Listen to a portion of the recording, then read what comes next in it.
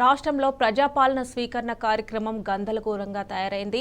సందట్లో సడేమియాలాగా దళారులు చెలరేగిపోతున్నారు.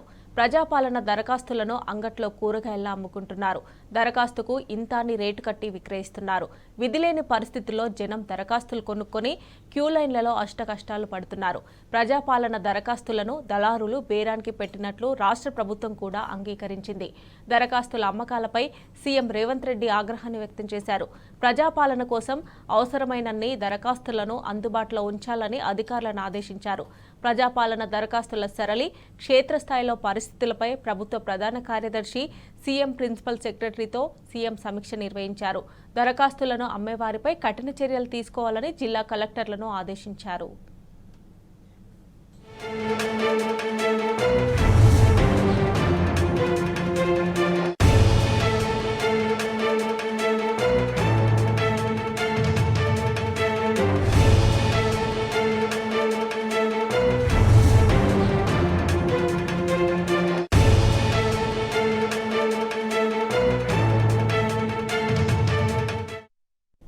రాష్ట్రంలో ప్రజాపాలన స్వీకరణ కార్యక్రమం గందరగోళంగా తయారైంది.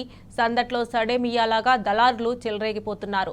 ప్రజాపాలన దరఖాస్తులను అంగట్లో కూరగాయల్లా అమ్ముకుంటున్నారు. దరఖాస్తుకు ఇంతాన్ని రేటు కట్టి విక్రయిస్తున్నారు.